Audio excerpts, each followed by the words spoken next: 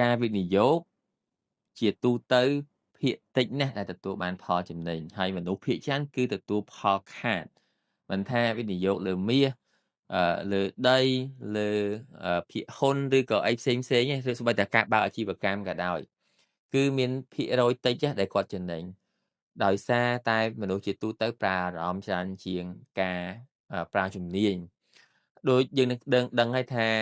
មួយរយៈមុនអចលនវត្ថុបុកនាំគ្នាវិនិយោគហើយមានភាគតិចដែលគាត់ចំណេញដោយសារអីគេជាទូទៅមនុស្សតែងទិញតាមគ្នាទិញនៅពេលដែលទ្រព្យនឹងឡើងខ្ពស់ទៅហើយអញ្ចឹងគាត់ទិញចំពេលដែលមិនគួរទិញហើយនៅពេលដែលចាប់ផ្ដើមធ្លាក់គឺគាត់ភ័យគាត់លក់ភ្លាមដែរមាសក៏ចឹងដែរអ្នកទាំងអស់គ្នាអាចមើលឥឡូវមនុស្សចាប់ផ្ដើមបុកនាំគ្នាទៅទិញមាសពេលដែលមាសកំពុងតែឡើងដល់កំពូលហើយចាប់ផ្ដើមធ្លាក់នាំគ្នាភ័យលក់ចេញវិញភាគហ៊ុនក៏អញ្ចឹង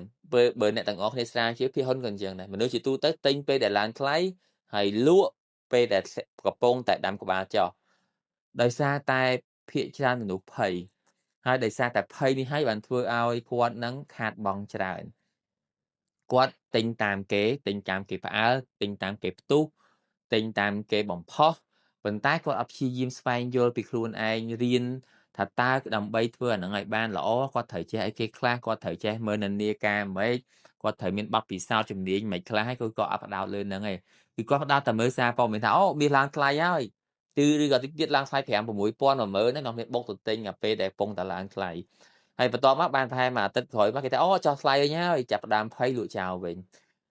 ដីធ្លីក៏ចឹងដែរពេលដែលគេបំផុសថាអូទិញចំណេញច្រើនណាស់តំបន់នេះឡើងប៉ុណ្ណេះកប់ពពកគុណ2គុណ3ក៏អត់នាំគ្នាទៅទិញតាមនឹងដែរ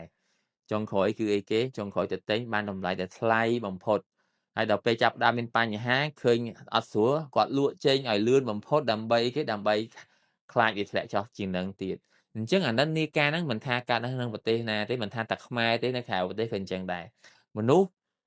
គឺប្រើអារម្មណ៍លើការវិនិយោគច្រើនជាងប្រើតក្កៈច្រើនជាងប្រើជំនាញច្រើនជាងប្រើភាពជាក់លាក់ណាមួយគាត់តែងតែមើលតាមនិន្នាការតាមក្រោយគេអញ្ចឹងហើយបានធ្វើឲ្យគាត់នឹងទទួលបានផលមិនសូវជាផ្សំប្រកបទេអញ្ចឹងខ្ញុំនៅលើកទឹកចិត្តអ្នកទាំងអស់គ្នាធ្វើអីក៏ដោយគឺត្រូវតែច្បាស់ត្រូវតែរៀនពីវាកុំតាមគេតាមឯងរកស៊ីក៏អញ្ចឹងដែរឃើញគេរកបានទៅតាមគេខាតដែរអញ្ចឹងហើយដល់តែយើងច្បាស់យើងចូលចិត្តអានឹងយើងដាក់ជីវិតមិនថាមិនខ្ញុំថាដាក់ជីវិតយើងឲ្យគេហៅថាមួយឲ្យជ្រៅណា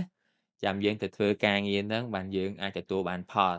អញ្ចឹងកុំគេតាមឯងពេកបើសិនជាយើងអត់ច្បាស់បើសិនជាយើងអត់មានជំនាញសោះបើសិនជាអត់មានចំណេះដឹងសោះហើយចង់មានបានលឿនអានេះគឺជាហានិភ័យខ្ពស់មែនតើព្រោះដូចខ្ញុំនិយាយចឹងជាទូទៅមនុស្សវិនិយោគអត់សូវចំណេញទេជាទូទៅមនុស្សតែងតែខាតមានភាគតិចដែលគាត់ចំណេញដោយសារតែគាត់ច្បាស់ដោយសារតែគាត់ដឹងពីអ្វីដែលគាត់កំពុងតែធ្វើគាត់សិក្សាបានស៊ីជម្រៅបានគាត់ធ្វើចឹងហើយអ្នកទាំងអស់គ្នាការពារខ្លួនឯងឲ្យបានល្អផង